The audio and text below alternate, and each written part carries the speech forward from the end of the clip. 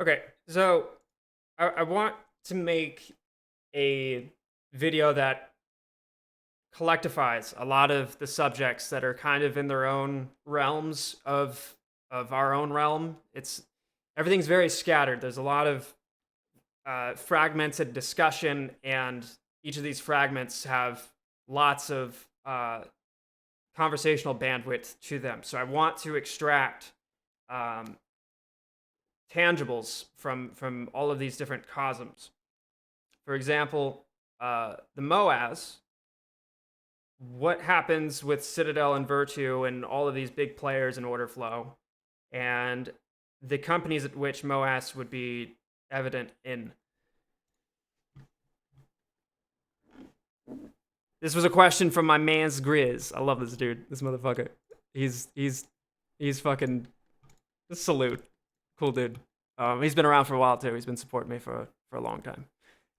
So he had a great question. And also Josh has pointed out that O&O, which has to do with, think of it as like a reverse repo.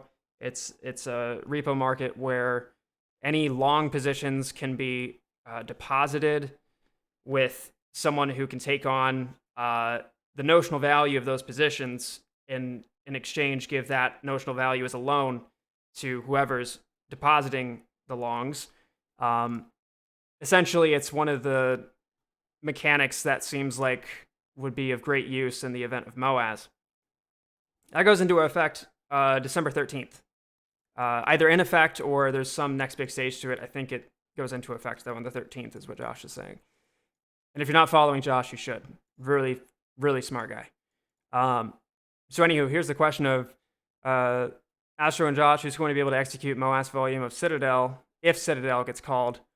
Are the other market makers going to be able to handle that much volume? Josh makes a great point of, he thinks that I think everything is going to be seized by the DTCC, and it'll do sweeps of asks and brackets, so just groupings of regions in asking price. But then I drew the connection of a video that Charlie made about the NASDAQ now authorizing trading halts for up to 2 days. So here's where I want to try to put everything together. Given the NFT that was just announced by Adam Aaron today, the frustrations of that are also the same flavor of frustration regarding O&O. If anyone's been around since that was announced and has gone through a lot of its proceedings.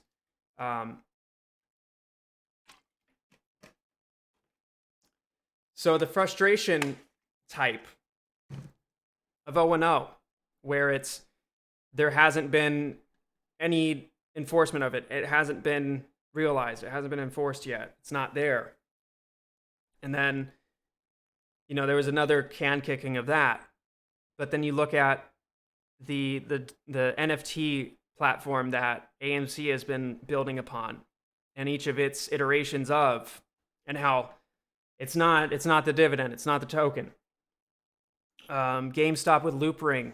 There's been the most explicit teasings ever. Like, there was a piece of GitHub code leaked that clearly put the connection between GameStop and Loop Ring. The Ethereum network contract that GameStop has for I forget what exactly it's for. But it's like you have all these different things that really build the case of what's happening, that everyone was called crazy for months ago, almost a year ago now. And here you have different layers of the markets and even the companies creating this pocket. If anyone's familiar with strategies in warfare, you create a pocket of the enemy, and then you circumnavigate and then compress, and then you either starve them or you have a platform and a setup where attacking them is seamless. You just converge. That's what's going on. It's the gradient. We're building the pocket, and people are still up in arms. Like, I understand the frustration. I'm right there with you, but can you not celebrate what is clearly going on here? Having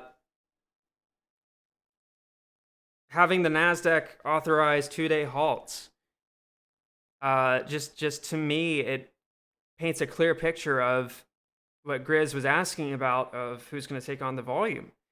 What if it's the exchanges, where the exchanges can now take on more than 10% of retail liquidity?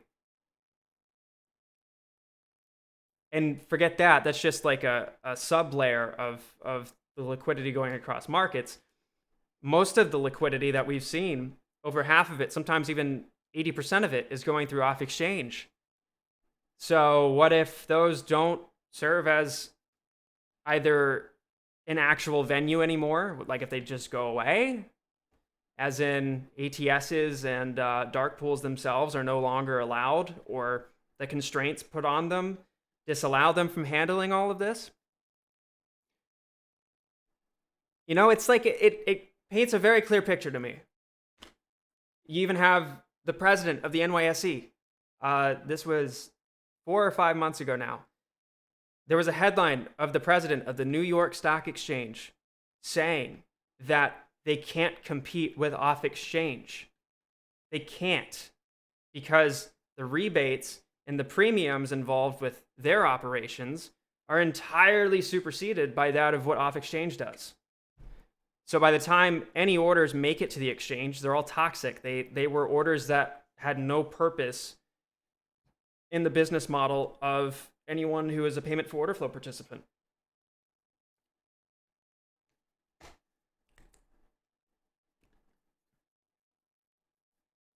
It's all a gradient. It's all a gradient.